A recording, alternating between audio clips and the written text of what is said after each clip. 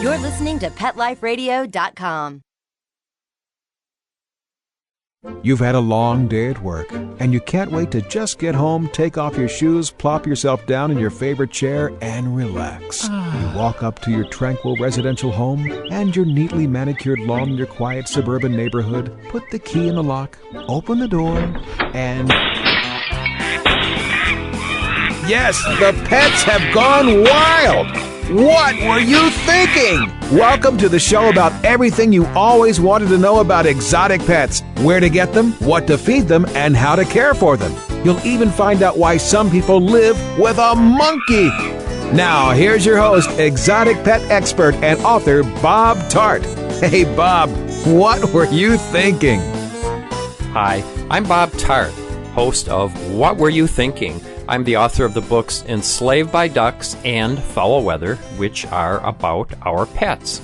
This week, my wife Linda is going to talk to Janet Twesten about her fish and her lizards. So take it away, Linda.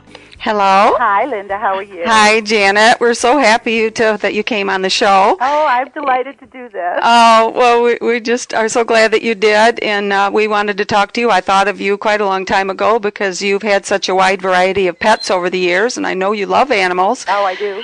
And we went to Janet's house one time, and one of the first things I noticed when we came in the door is this is Janet Twesten. I should have made a formal introduction. And one of the things that I noticed when we first walked in her house was this beautiful saltwater aquarium just to the right of the inside the door there, and it's built into the wall, and it's this big, beautiful thing.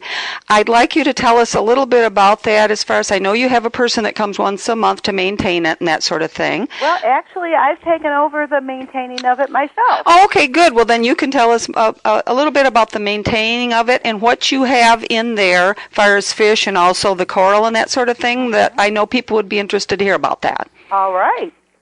Well, it's a 60-gallon fish tank, and it's semicircle. It was made right for the entrance of my wall. Yes. And it's a wall that goes between the living room and the kitchen, so it makes it a nice room divider and a great conversation piece. And so it's how tall is it? It is probably close to 5 feet tall, because I'm 6 feet. Yes. It's about 5 feet.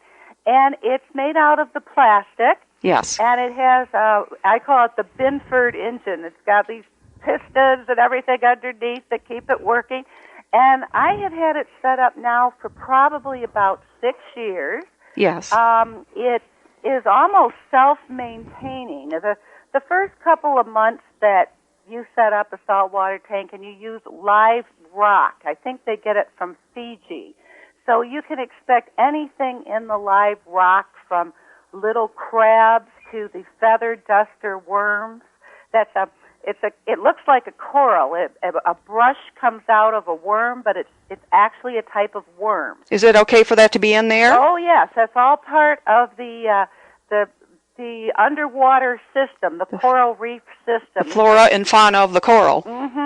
And that's perfectly fine for that. So you get little surprises out of that. All kinds of little surprises, and that's what's desirable, the live rock. Oh, that would be. Rather than the old way that they used to set up with dead artificial corals. That wasn't healthy to the fish. Really? Put the live rock in there, it gives them their same environment. That's what they want. Yep. So what was some of the first fish you got in there? Well, I had some blue damsels that I put in there in the beginning, which is kind of a typical first trier outer saltwater fish person thing. They're simple to raise? Well, they were very aggressive. Oh. And so as I started to add other fish, they were very dominant to them. So I actually traded them back to the fish store. And then we started with a couple of clownfish, which again is an easier beginner fish, like Nemo and Marlin. They're very hardy, aren't they? Very hardy. In fact, I still have my original pair, and like I said, that's going on maybe 6 years. That's wonderful. Aren't clownfish the ones that hide inside the anemones, and the anemones don't hurt them, even though anemones can be poisonous to certain things? In fact, I have a carpet anemone in there, which it will change shapes. At times it looks flat, and times it will go under the gravel. You think it's gone, and then it comes up like a big flower. And I have another set of clownfish in there that have kind of a stripe down their back, and they have claimed that carpet anemone. And if I feed them little tiny pieces of cocktail shrimp that you get over the counter, they will actually go up, snatch that piece, and bring it into the anemone so that they can feed the anemone. What? Yeah, they'll bring it right in there, and then the anemone will kind of curl the tentacles around and draw it inside. Does the anemone eat is it shrimp? Is that what you said? Eat the shrimp. They eat the shrimp too? Yeah, so they have kind of this symbiotic relationship. The clownfish can go in there. I think the idea is that they're to attract other fish to come in, and then the anemone supposedly it takes the other fish. But the kind that they have in the aquariums don't do that. But the little clownfish will nestle in there just like in the movie. I've seen that. Yep, they'll nestle in there.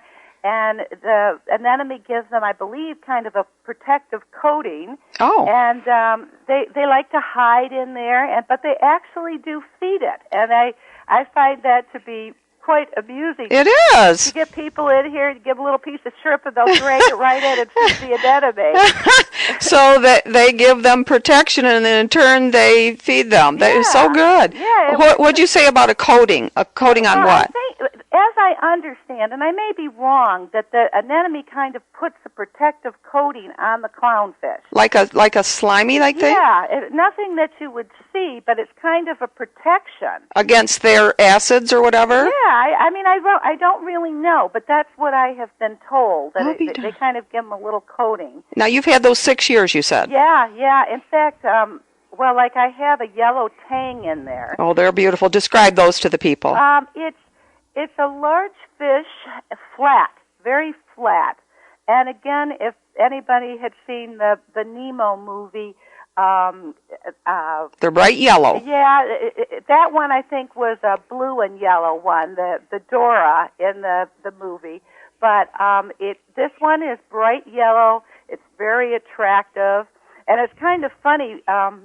Occasionally there'll be a dispute between the two different varieties of fish, and the tang will go right between them, and it'll be like, "Break it up, boys! It's enough of that." Really? Yeah. Then I have a very pretty red fire shrimp, and everybody will say, "Oh, what's that?" Yeah, I don't know what that is.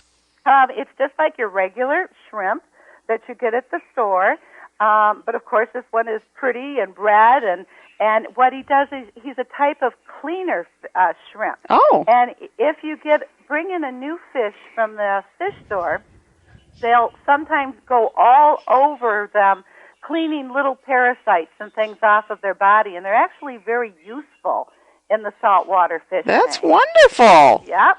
And then I have a large bubble coral that I've had for a year and a half. In the beginning, when I first had the tank set up, it was kind of hard to keep that alive, but it actually makes big bubbles on the ends of it. And those, again, at night will get real small and scrunch right down, and you'll think, oh, that's dead. Oh. And then as soon as the light comes on it, it just comes right back to life, and very, very pretty. Oh, how fun. Yeah. So there's quite a bit of movement in the corals. From hour to hour, they move different ways. Yeah. They have most of them have little tentacles, don't they? That's more of the anemone that has the tentacles. Okay. The corals don't. The corals more kind of like the underwater plants, but they're still animals. Yes. But they look more plantish when you're going along the coral reefs. And in fact, I'd just been to Antigua, and we did a lot of snorkeling, and there's a lot of corals, and all the beautiful fish that you'd see in the saltwater tank were right there in the ocean. How beautiful. And very pretty. In fact, I saw a lot of the little damsels, and then we'd see a lot of the common saltwater fish. It's a black fish with a little white dot, and they can be kind of aggressive,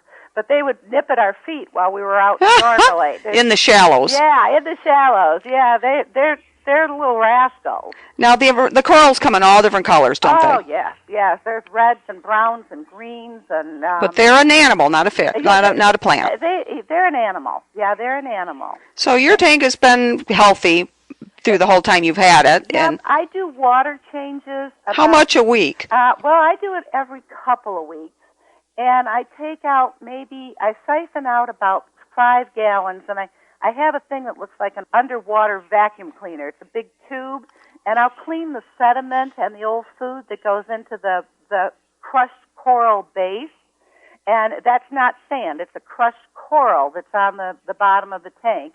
And you kind of clean up all the debris, and at the same time you're bringing out the water and putting it into a big bucket. Mm-hmm. Then you have replacement water, which is the artificial artificial salt, excuse me, and you mix that with your regular tap water. And so you do use regular tap water? Right. I do. I don't use it with the water softener. I have a shut-off, and I have well water out here. So I use the well water, which really has a lot of minerals in it, which is good for them. But the pH of it is not a problem? No, you check your pH as you're adding your salt, and that's for your salt. The specific gravity. And I really have not had much of a problem with the pH itself. I have a little buffer that I put in there from time to time, but I have not had much trouble with the pH. So you test the pH, every couple of weeks then? Oh, no. I've done it I do it about once a year now. Really? Yeah, because I know that I have no problem with the well water, and if I add just a capsule of the buffer, I'm usually okay. Well. And then there's some other products that you can add. There's some Coral Life iodine that you can mix in with the salt and add that in.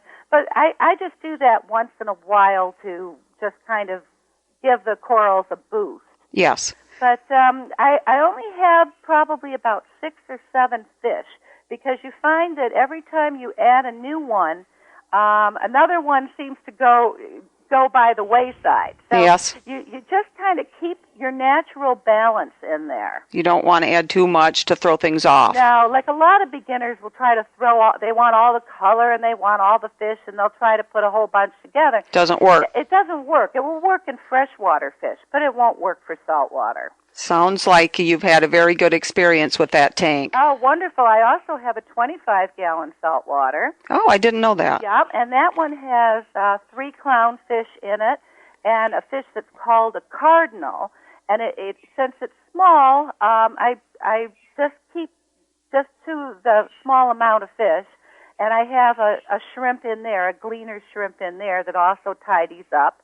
You also have little crabs, little snails that you add that eat algae and keep the tank clean. It's really mandatory to keep some snails and some little crabs in there. And they're very interesting to watch them yes. going across the coral and picking little things out of the coral. It's just fun to watch those kind of fish work. Oh, it's wonderful. Then I also have a 40-gallon freshwater Yeah, I was tank. going to ask you about the freshwater one, and you have more fish than that, don't you? Yeah.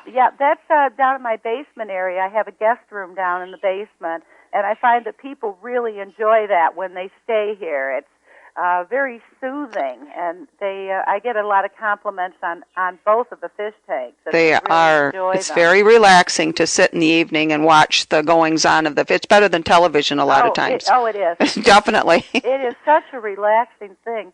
Now, I have had some large black angelfish down there for years that are almost as big as your hand.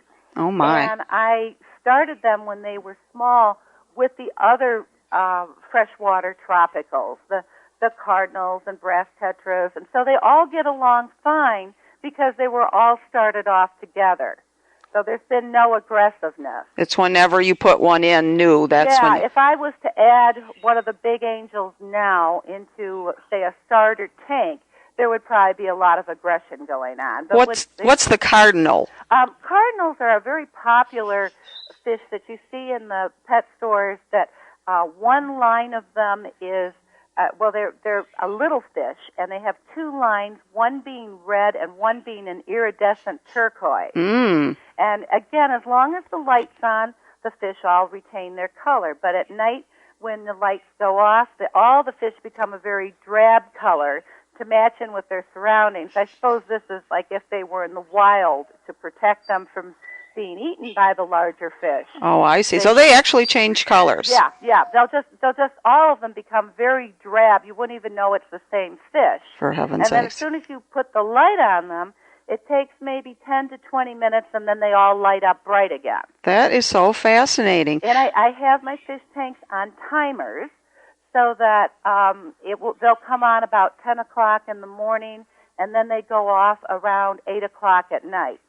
Oh, and then I don't perfect. have to worry about going around snapping lights off, snapping lights on.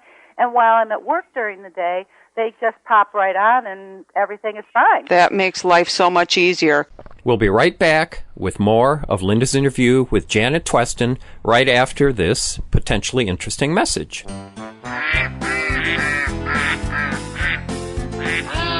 What Were You Thinking? We'll be right back after Bob gets the ducks out of his living room. Don't go away.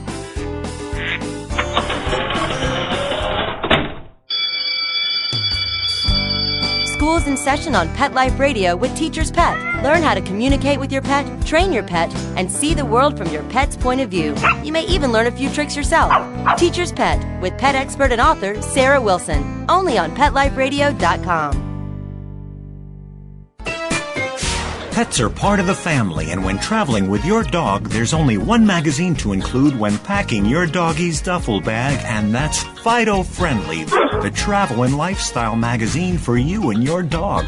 Each bi-monthly issue includes hotel, city, and state reviews, and doggy destinations to explore with your furry companion. Fido Friendly magazine can be found at Borders, Barnes & Noble, PetSmart, Pet Boutiques, and Fido Friendly hotels nationwide.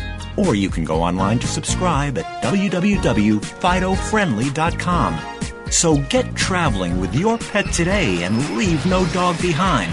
And remember, Fido Friendly's the only magazine dedicated to the travel lifestyle of man's best friend, and the one magazine your dog will thank you for.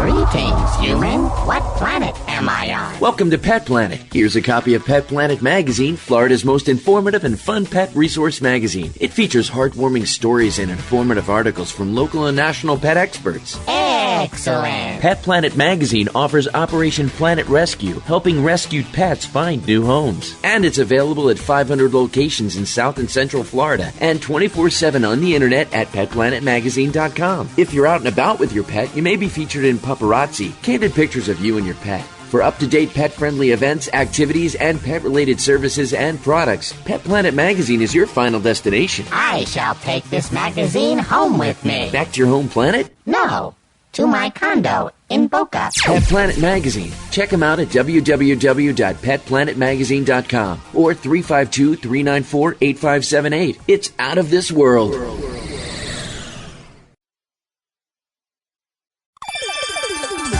Let's Talk Pets on PetLifeRadio.com.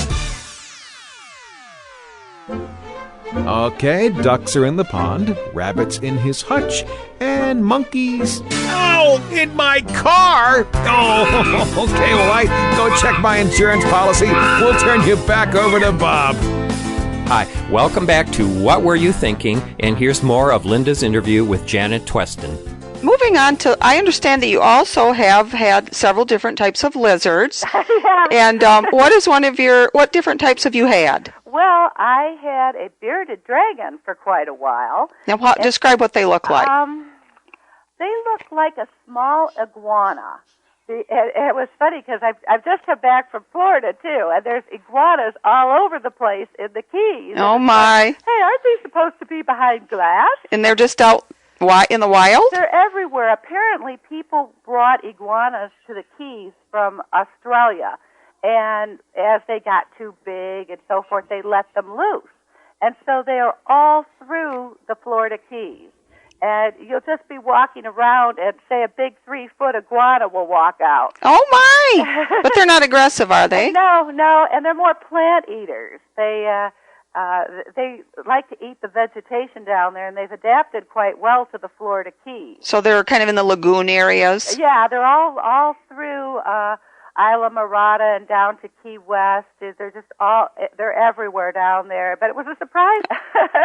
Do people get them and bring them to their houses and I think they just see too many of them in the wild. It's not a novelty to them. No. And when I was in Antigua, they had a lot of the geckos running around and anoles, which was funny because I've had a pair of day geckos, and they're very cute. They look like the commercial on TV, the Geico for the commercial. insurance. Yeah. Yeah. And they have the little hands, and they like to sun. They're active, aren't they? They're very active, and they like to go up by the heat bulb, and you keep a heat bulb on them at night and during the day, and then during the day you add an ultraviolet light to them. And that is the same for the bearded dragon. And the bearded dragon has quite a personality. Now, he has a long tongue, doesn't he? Yeah. Well, no, it is the veiled chameleon that has the long tongue. That flips the tongue out from a long distance and grabs something. Mm-hmm. And I've had several of those. And they are very interesting. I had one that was about 15 inches long. And I love them because they have kind of a cute little mitten hand. And they kind of go along with kind of a little sloth movement and a little sloth-like hand. And all of the animals eat, or all of the reptiles eat small crickets. Uh-huh. And you can get them basically at any pet store, and you usually keep a little supply on hand. Now, how long does a cricket stay in there before they decide to? How often do they eat? I should say that. Oh, well, all of them would eat every day. Okay. It's just once in a while. You have to have kind of you usually have 2 or 3 in there. Now, the bearded dragon, he used to chomp down about 5 in the morning and about 5 at night. That many? Yeah, and he would go for the big size ones. I'd be out in the garden, and I'd find grasshoppers and crickets, and I would bring them in for him. And he loved those. Really? And they like to hunt. They like to be chasing them around. Really? Yep. Now, my bearded dragon, I have a really funny story about him. He was just getting too big for me to take care of, and he had a lot of personality. Now, how long was he? I was going to ask you how big he was. He was about 15 inches big. Oh, that is pretty big. And I got him when he was only a couple of inches. Oh, my. And he grew quite quickly. So I worked for a doctor's office. I had a patient that his girlfriend was from a large family, and her brother wanted a bearded dragon. And so for Christmas a year ago, they bought a big 55-gallon tank for him. And I thought this would be a wonderful present for them, and so they took him on home. And I understand the boy, he's a teenager or in high school, that he was so thrilled with the dragon that I guess he would even go around the room with the dragon around his neck. Really? Yep, and he loves that dragon. Aww. He made a wonderful sitting by my. putting the two of them together, and every once in a while when my patient comes in the office, I'll say, "How's the bearded dragon?" "Oh, he's wonderful. He's wonderful." What's his name? Oh, gee, I can't remember what I named him. Oh, my. What a happy story. They have done so well together, and I thought that was wonderful. And my chameleons were a lot of fun. They were very slow. And again, that was a fun thing. You could only have one in a tank at a time. Really? Yeah, because apparently they'll be quite aggressive. In fact, they will kind of hiss at you. Even the bearded dragon, if you get him off of guard, he'll kind of hiss at you. But the chameleons and the bearded dragons are like that? So, yeah, both of them will do that. The day geckos didn't do that. The day geckos are a lot like the little dime store anoles. Those little the little anoles that were sold years ago in the dime stores and at circuses. And I don't know if you remember, girls used to have a little chain that they would put around the neck, and they would wear them as pins. Oh, my. And that was, I guess, when I was growing up. They You're talking about the chameleons. The little anole chameleons, the ones that were in the dime store. I think I remember that. Yep, and if you had a green blouse, they would change to green, and if you had a red blouse, they would go kind of rust color. They they were very popular, but now you can buy them like the little day geckos and just set up a nice little terrarium for them. Well, now we know you have horses also and that you love them dearly. Mm-hmm. And I've always perceived horses to be these beautiful but slightly sentimental animals that are a little bit strong-willed but basically affectionate and that sort of thing. And would you perceive them to be just about like that, very affectionate but a little bit strong-willed? Oh, yes, because I have miniature horses, and I have, I just acquired a new riding horse. He's 14 years old, and he's part Arab, part quarter horse. Wonderful. And I was like kind of skeptical because I'm getting up there, and I thought, But I tried him out. He's very smooth, and I come over to the fence, and he whinnies to me, and he comes running when he sees me. And since I've only had him a couple of weeks, I'd say that we're doing pretty well. Oh, that's wonderful. Now, I understand that very occasionally they think of some way to get out of their enclosures. Oh, yeah. And you have a good story or two about times when the horses, you came home from work one time and they were not in their pen, and what transpired then? Well, I had a couple of different instances.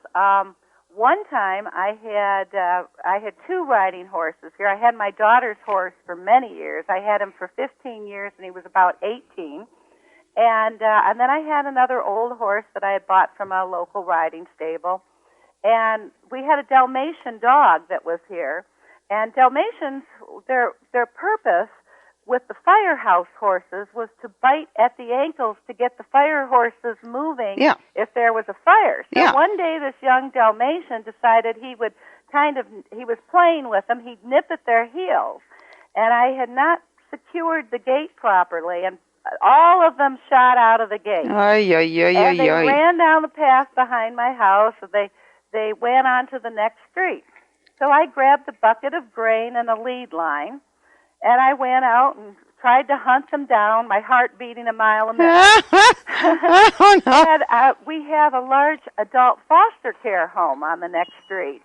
And I was surprised. I looked up the hill, and here they were peeking in the window of the adult foster care home. Well, I called them, and they came. What were they thinking, you know? I don't know. I think they were just curious. They'd always wondered what was in those windows. Yeah, they wondered.